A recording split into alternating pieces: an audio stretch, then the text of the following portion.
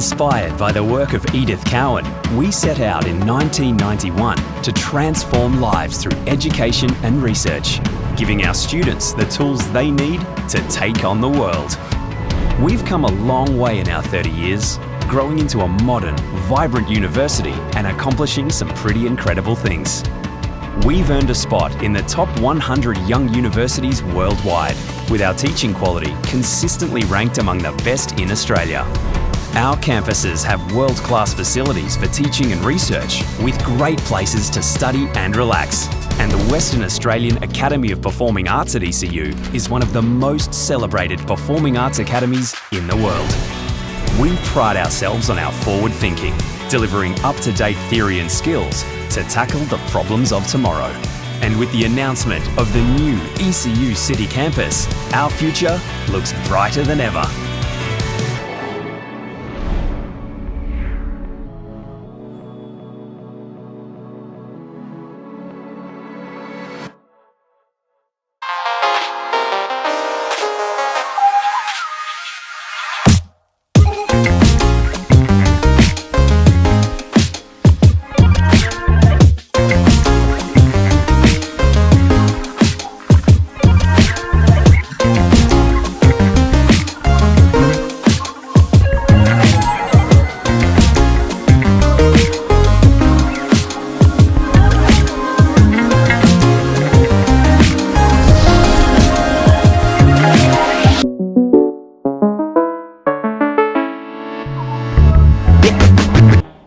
A more complex sound still is white noise.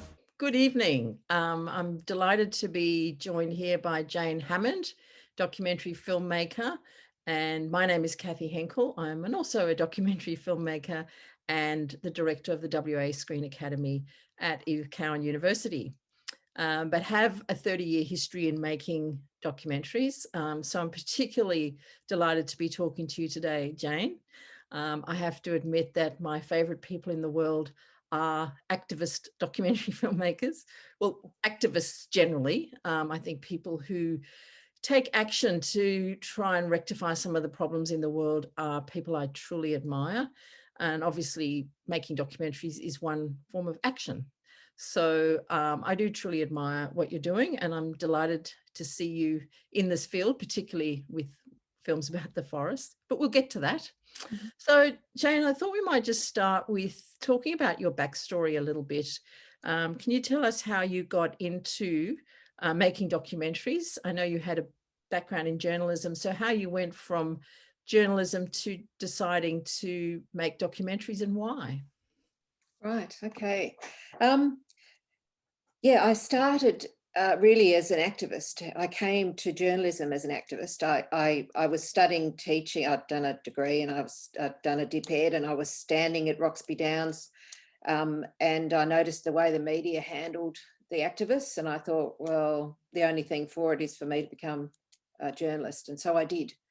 So that was sort of my backstory, and so I stayed in journalism for about 25 years. Increasingly frustrating that job was, although I love it, and I still do write. But I took redundancy in 2012 from the West Australian, and I had done a little bit of work for the Greens, and I sort of started to learn I did an advertising campaign for them, and I knew the costs of hiring a camera person, and I thought, well, this is quite prohibitive, but this is so much fun. And I had this long-running story of the Montara oil disaster that had happened while I was a journalist at the West Australian, and I'd covered that as much as I could, and still the story needed to be told about the impact on the people of West Timor. And I thought the best way to do that was with film and to let people talk for themselves. But I understood that I couldn't afford to hire a camera person or somebody with the editing skills. So I figured I'd best go and learn it myself. So I went to film school, and then after I did my master's, I met you, Cathy, and you inspired me to such a degree that I had to finish my My master's with the Screen Academy, which is what I Oh. did. Which Well, was I do remember when you came in the door, Jane, and it was like, oh, this is this kind of students I dream about, who's already an activist. You clearly knew what you wanted to do, and you were coming with that commitment to learn the skills, you know, the camera and the editing skills. So it was actually a fantastic fit, I think, with you in the Screen Academy.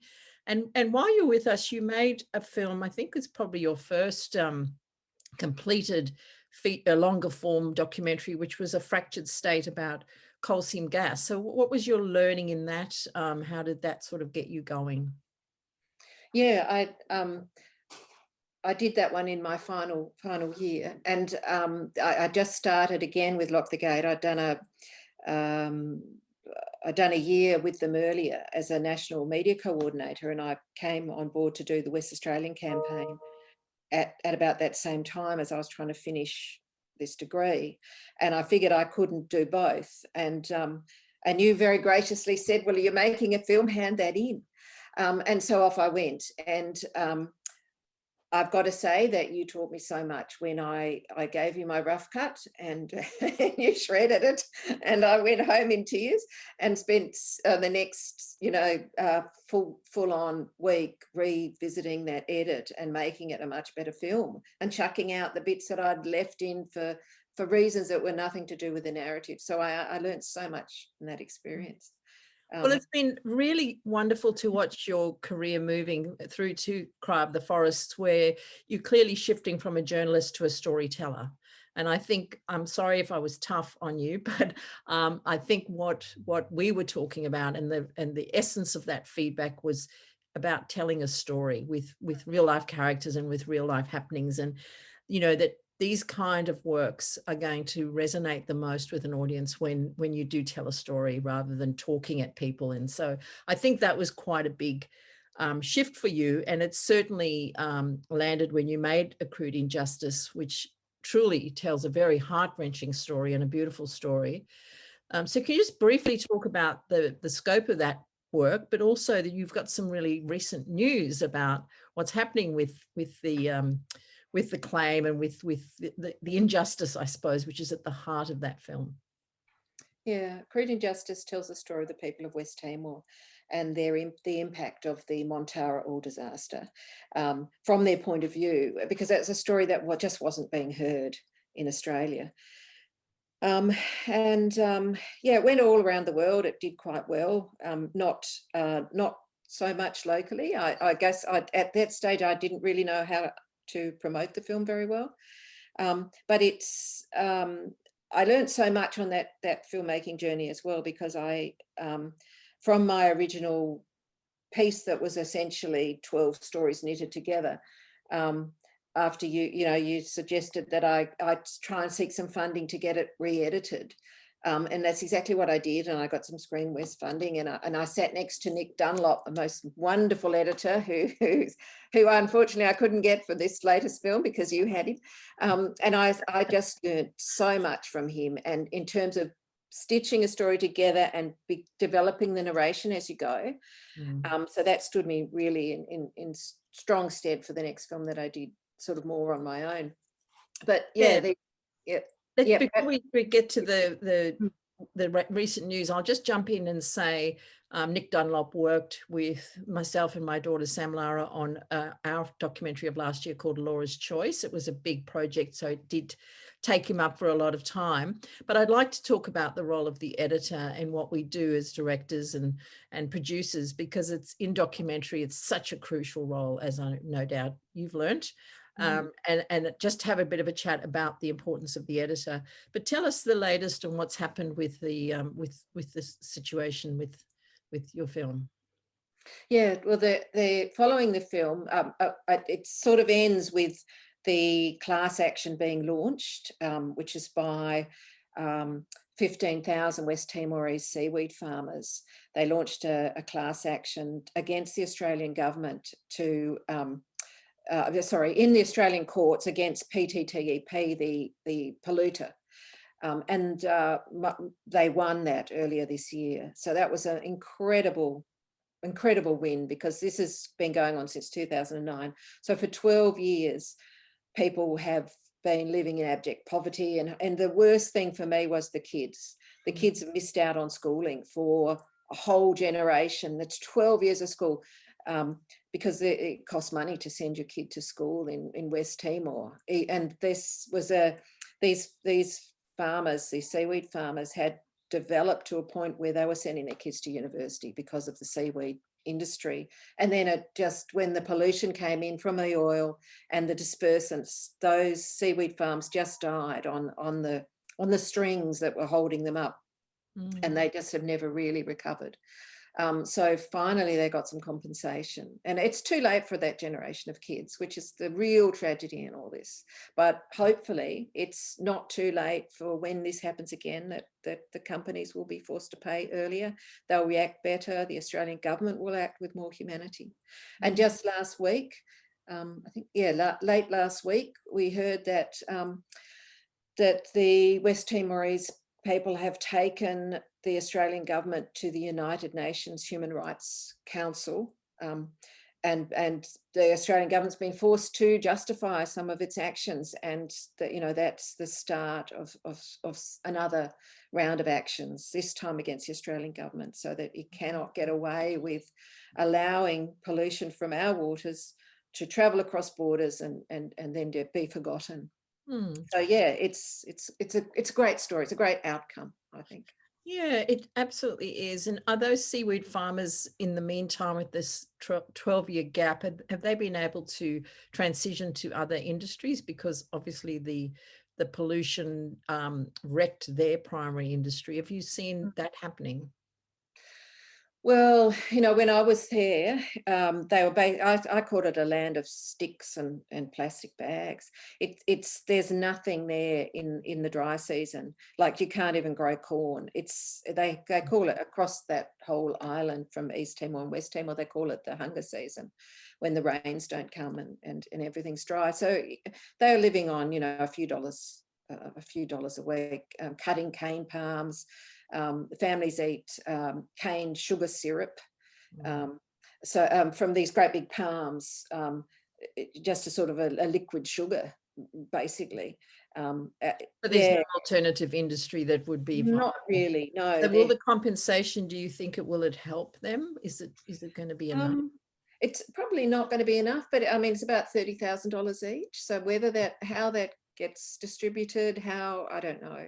I really, you just hope that it's going to reach the people in the way that it should, that it won't be all sucked up with legal fees, because the legal fees, it's really expensive doing this sort of stuff, and investors came on board to pay for the legal stuff.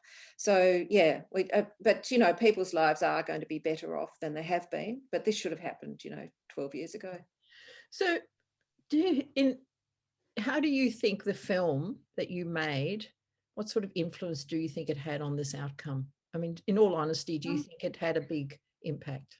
Look, I'm telling the story in terms of the lawyers. They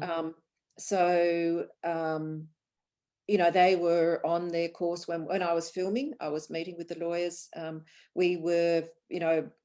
was with them when they were doing some of their interviews. So I can't claim to be responsible for getting for the success. But all I can say is that the film helped raise the profile, and it certainly was used in the court case. That's what I was going to ask you, because if they use some of your footage in the court case, then it's a direct influence, isn't it, as well as the awareness raising, which was necessary to build that momentum. Yeah, I mean, I think it helped raise the public awareness of it and stopped it being forgotten. But it's really these amazing lawyers that are behind the dedication of people like Greg Phelps, who'd been working so long up in West Timor to try and get justice for these people, along with Ferdy Tononi, who's the West Timor Care Foundation local, who's driven this campaign. So really, I'm just telling their story and helping to spread the word. Well, I ask it deliberately because it is a question for us as documentary filmmakers as to what effect, what impact are we having when we make these films, and I've made 2 films, as you know, about the forest, specifically the burning season and the rise of the eco-warriors, and that was to focus on deforestation in Indonesia and particularly the island of Borneo. And, you know, when you make these films, you hope that the end result's going to be they'll stop chopping down the forest and that, you know, the orangutans will be saved and that, you know, all will be well. And of course, it doesn't quite happen like that. But also we do have to acknowledge that the film is doing its part in raising awareness. I know the burning season's used heavily in schools, and the eco warriors, it's being used in multiple ways, and those young people have gone out into the world to spread the word. But it is a question for us, I suppose, and that brings me to Cry of the Forests, which is the main film we wanted to speak about. And I'd like to sort of look at the impact campaign that you're doing and what your hopes and expectations are specifically for the forests of the southwest of Western Australia. But I think your goal is larger than that. So, and I acknowledge your theme and throughout your work is one of justice. So what has brought you to the forests? Why did you decide to take on, you know, what was the genesis of Cry of the Forests? Right. Yeah, it's a sort of a long story, but look, I became involved in environmental activism at the age of 14 because of what was happening in our forest, because I absolutely love the Karri Forest in particular, and that's where we'd spent all our holidays as kids. My parents were teachers, so we had long times down south, and my grandmother had a house down south, so we spent a long time in the forest. We spent looking at the environment, and I loved these places. And I saw on the news one day that they were being clear felled for wood chips, and this was just the stupidest thing I'd ever heard. So it turned me into an environmental activist and politicized me almost overnight. Now, in about the early 2000s or late 90s and early 2000s, things really started to ramp up in the forest campaign, and we saw the likes of Mick Malthouse and Liz Devonport get involved, and the Western Suburbs and the Liberals for Forests and that sort of thing. And suddenly it was a major issue, and the Gallop government came in with a promise that old growth trees were protected, or old growth forests, and everyone thought that's okay and great, woohoo, we won that one, and on they went to other campaigns. Now, I was among the people who thought that. And then in 2019, the WA Forest Alliance approached me to do some small celebrity interviews with Sabrina Hahn and John Butler and Luke Longley and a few others, Ben Elton. And that was all about getting the climate issue front and centre of this whole campaign, because we, you know, even the climate movement was failing to acknowledge that protecting forests is such a vital part of the whole fossil fuel equation and climate mitigation. And in doing that, I met up with Isaac and Zach Webb, who are the local custodians, and I spent a couple of hours with them filming in the forest. And I was just, really, really impressed and ashamed of myself for not knowing the connectivity, having spent so much time in the forest and not knowing that cultural connection was so strong and still existed. And I started to sort of see things a little bit differently. And then I learned about what was happening behind the buffer. And I thought, look, if I didn't know this, then the chances are other people didn't know this as well. And so we need to be telling this story much bigger than the short celebrity interviews. We need to be doing this as I thought 15 minutes, and that sort of grew. And next thing, when I stitched it all together, it was 57 minutes, 54 minutes. So that's kind of how that happened. And at what point did you involve Kelton Pell and, you know, John Butler obviously was one of the original people you were going to interview. So at what point did you get them involved? And can you talk about the value of having, well-known celebrities in your film? Yeah, look, we when we were looking around for a narrator, as I stitched it together and realized, like you do the narration yourself and you get used to your own voice, and it sounds terrible. Well, for me, but you sort of get used to it. But I knew I wanted a male voice because I just prefer male voices, and especially deep male voices. I wanted authority, I wanted connection. And so we looked around for who could we find, and somebody had a connection with Kelton Pell, and I thought, oh my God, we'd never get him. He's just way too famous. And he jumped on board, and he's one of the local custodians. So it fitted perfectly. And there we had this incredible actor with this most gorgeous, gravelly, deep voice that's so iconic and he's so well known. It was just like, it was unbelievable, you know, I can't thank him enough. And he's been such a support for this campaign. Incredible. And do you think that their involvement, including John Butler, helps with the awareness of the film and helps you to draw an audience, do you think?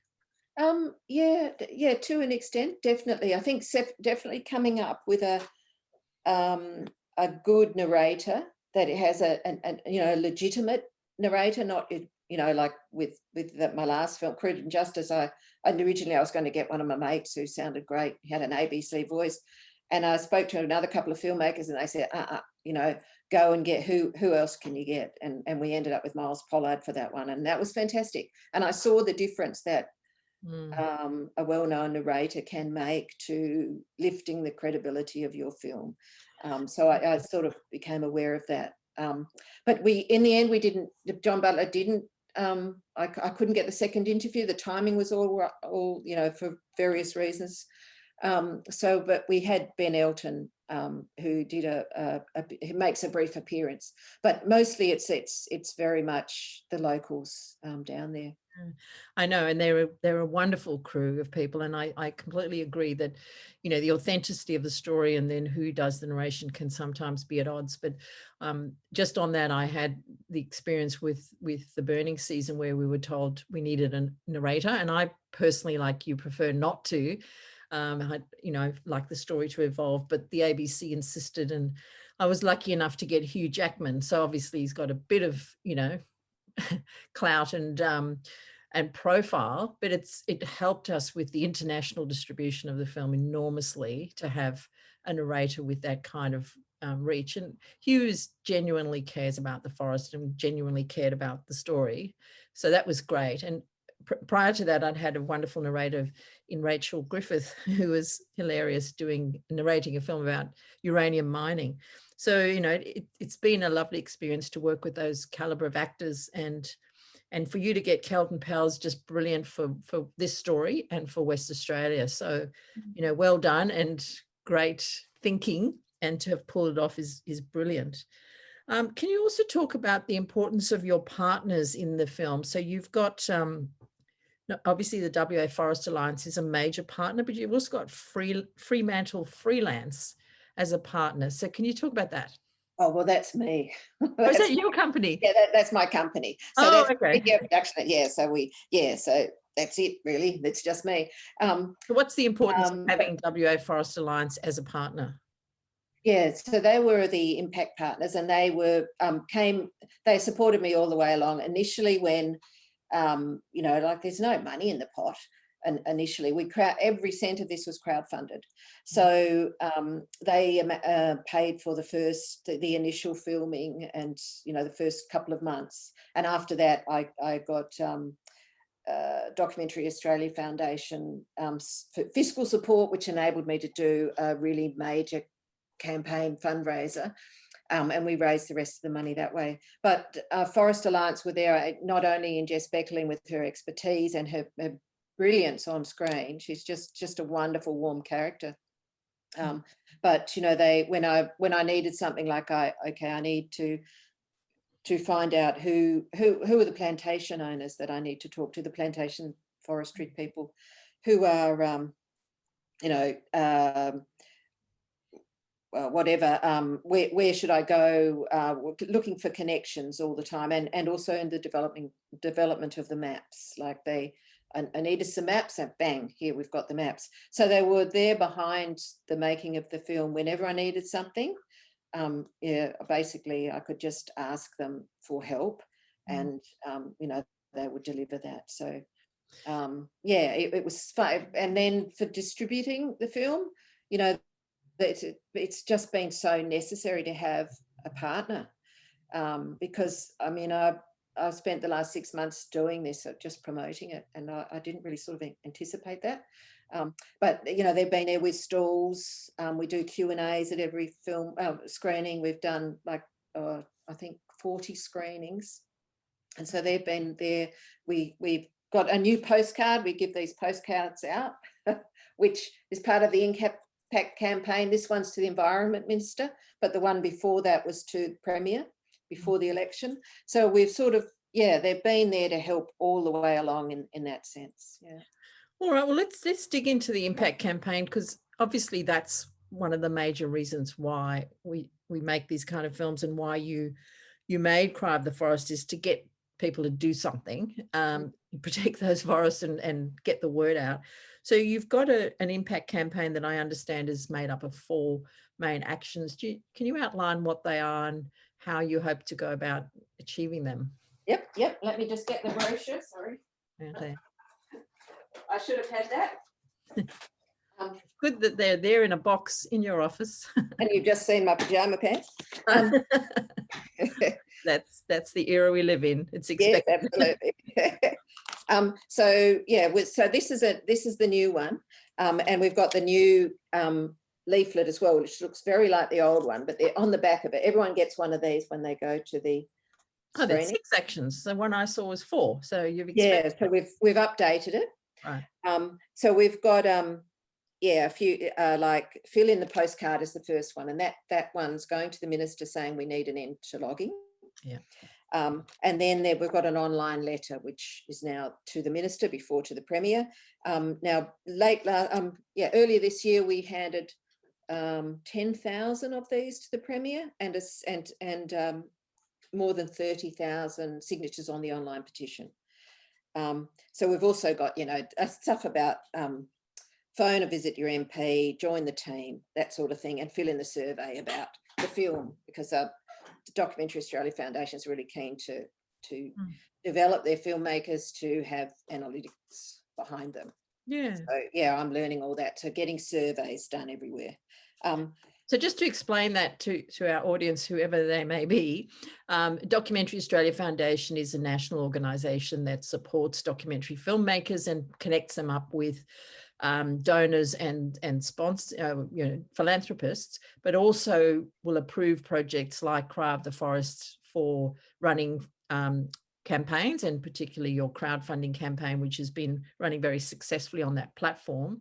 And they're very keen to see filmmakers develop an impact campaign around the film, and with some measurables, what can we achieve, and how do we show that that's been achieved? And so surveying into your audience is one way. So that's part of what Jane's just referring to with the reason for having a survey, and to produce some data on what kind of impact that you've had.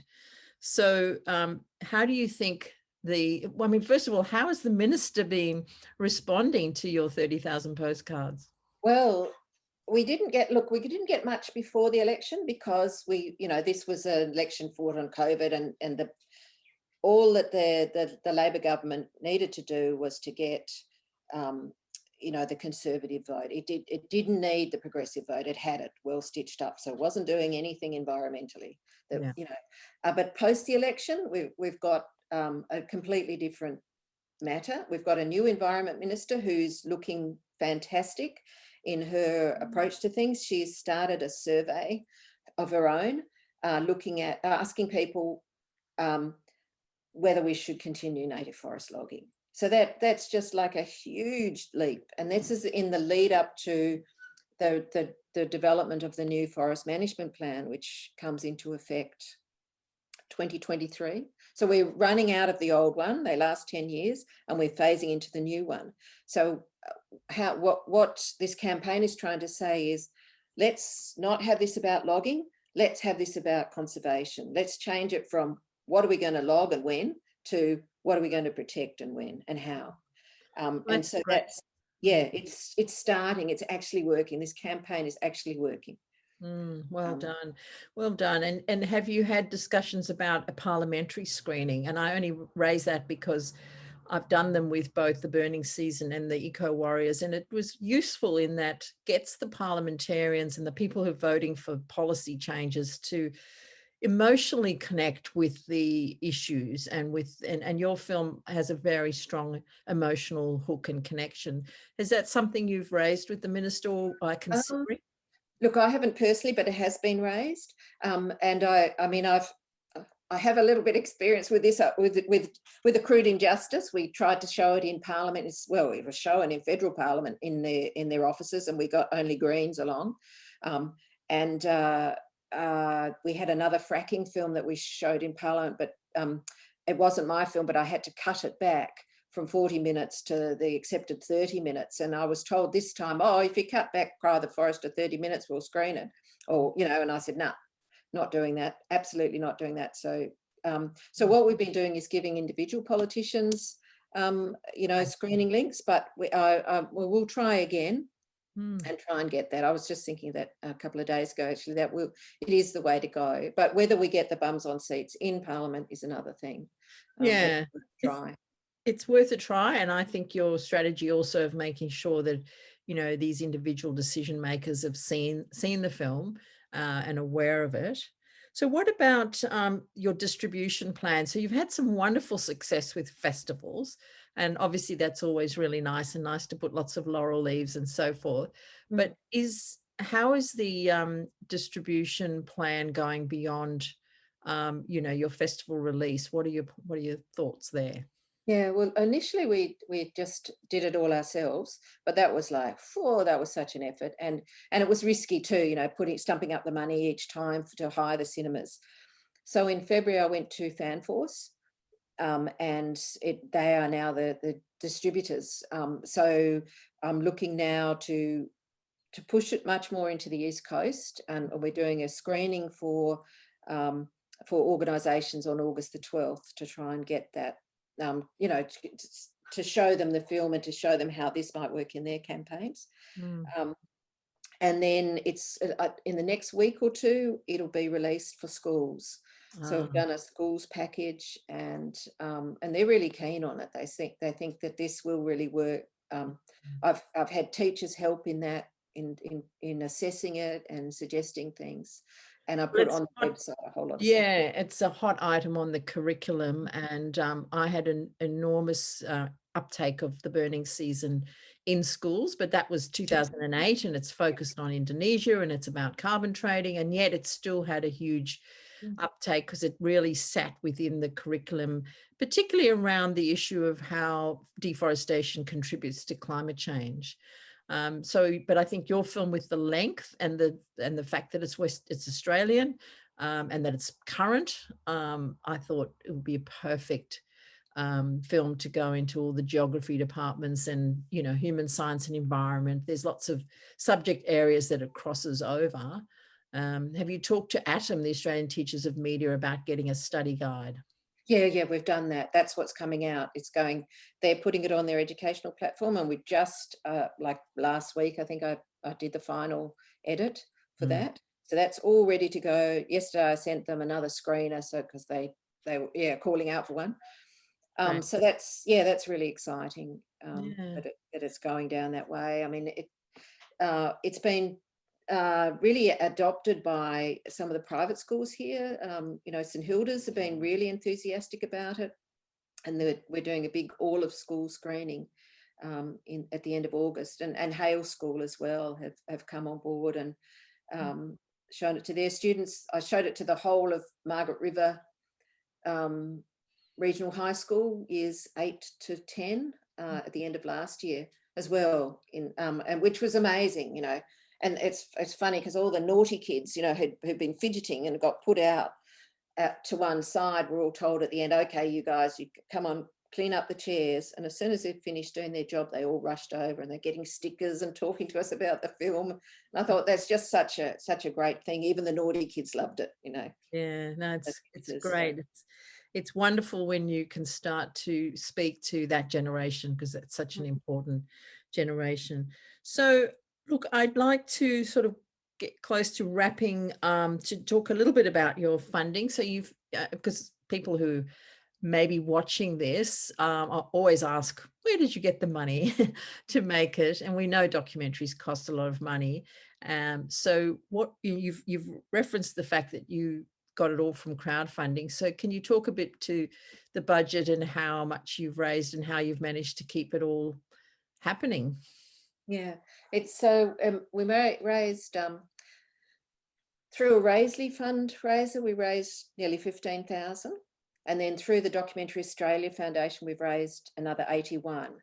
And that's been really, that's the funding. It's covered everything. And it's allowed me to keep working on this for, you know, the last few months. So it's, you know, it's not a huge money-making venture, but it hasn't left me in debt. Crude Injustice left me in debt $15,000. This one has not done that. So that's been, you know, I'm very grateful for that. It's been fantastic. And I mean, this film belongs to those people who put the money in, the $50 and the whatever it was. You know, we had nearly 350 people have put their hand in their pocket for this. So it truly belongs to the people. So it's just, yeah, it's been a real honor. I mean, and I do things very cheaply, I must say. Yes. Behind me, you can see I've got a new computer, but I had to, I had to borrow a computer to finish this film because I just didn't have the grunt on the one I'm using now. I didn't have the power to stitch it together. So, well, on that note, let's talk about editors, because I think it's a great way to finish, and their involvement in what we do. I started my career as an editor, so I love it, and I think that's where films are made, certainly where documentaries are made. So how was the editing of this film? Who did it and how did you go about it? Right, well, because it was so low budget, I edited it.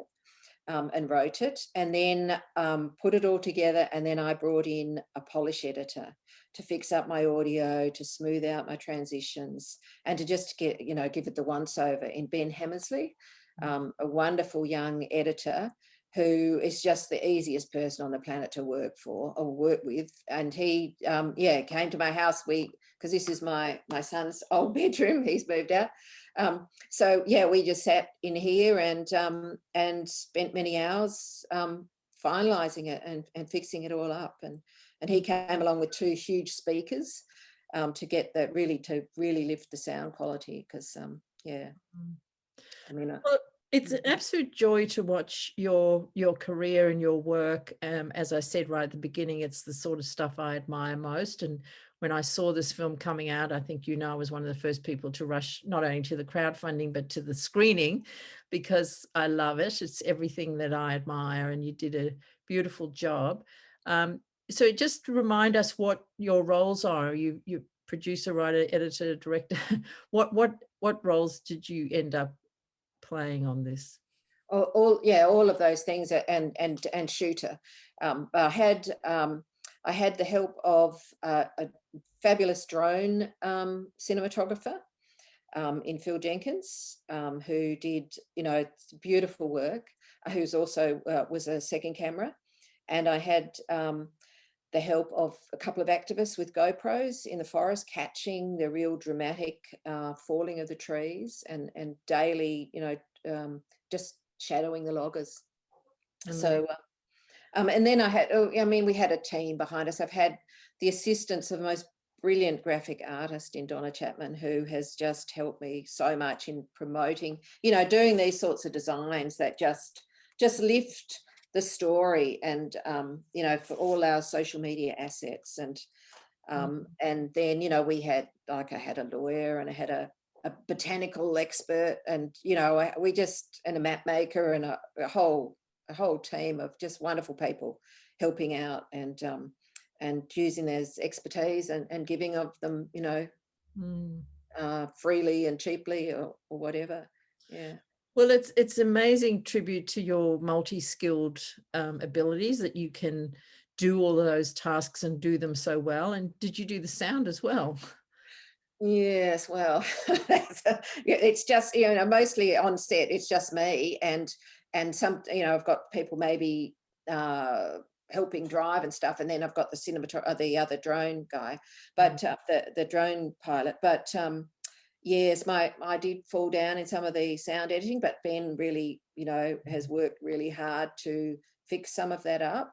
Because I shoot with Osmos a lot of the time. In the moving pictures, I do all my interviews with a GH5, a Lumex, and properly lapelled up. Yes. But other times when things are just happening, I'm using Osmos or whatever I've got, or a little Sony Handycam. So I'm using a combination of cameras that are affordable and cheap. I mean, I've bought a new lens for my Lumex this for the next film, because I want out. It really was end of financial year. Woohoo! And you know, it's because I just couldn't get those bird shots that I really wanted. I couldn't get up close enough. So I mean, we got some beautiful shots, but they weren't wild fly-y shots, you know, that I wanted really. So I figured if I have a bit of a longer lens next time, I'll be able to beautiful. Well, the drone footage is exquisite, and the film has come up really beautifully. It's a delight to watch. It's such an enjoyable, very moving experience, and such important information. So, you know, huge congratulations. What has been your experience at Rev, and are there any more screenings? Yes, unfortunately, we missed at the first screening, had to be cancelled, and then the second one was just down to, they put it in 2 cinemas, but we had the 20 patron limit, so that sort of put a dampener on things. But we've got one this Saturday at the Backlot, which is really exciting, part of WA Day at 4:30, and I'll be there to answer any questions or whatever. And then we've got it on Sunday morning at Rev at the Lunar Leaderville at 10 o'clock in the morning, part of the documentary double. So we've got 2 more screenings at Rev, and then we're off to the Melbourne Documentary Film Festival, and Yes, I saw that. Well, congratulations on that. And I hope that this gets published in time to promote the weekend screenings of this film. If you haven't seen it, I urge you to go along. I presume at some point, Jane, after these festivals, it'll reside on some online platform where everybody can access it. I've loved to show my students this film for years to come. So I hope you find a streaming partner to place it on after we'll definitely FanForce. We'll be doing FanForce TV, but also it'll be available through Atom for the education sector. So yeah, you can do that with it. The universities can watch it from, you know, probably next week. So yeah, it's all sort of happening. Awesome. Look, I'm loath to ask this because I know when I've just finished a film, and you're not really even finished, you're still doing it, you're still in the midst of it, but people always say, what's your next project? And it's like asking a mother who's just given birth to a baby, are you going to have any more babies? And I'm like, go away, don't ask me that. But are there future projects on your horizon? Absolutely. Look, I just want to stay in this climate space and solution space. And so I'm looking at 2 additional films that maybe together will form this with a trilogy of what can we do and how can we do it, and how can we do it with what we've got already. So that's my next project is part 2, which is not it won't be about forest, but it'll be environmental and it'll be climate focused. Beautiful. Well, I think the world needs that, and school students really need this sort of stuff. And so we're all very grateful to you, Jane, for the work that you do, the enormous dedication and skill. I don't want to sound patronizing, but I'm very proud of you as a Screen Academy graduate, and consider you a very, very important colleague in this industry. And, you know, I'm really delighted to be able to chat with you today. So thank you. And please get along to see Cry of the Forest at Revelation Film Festival. Thank you.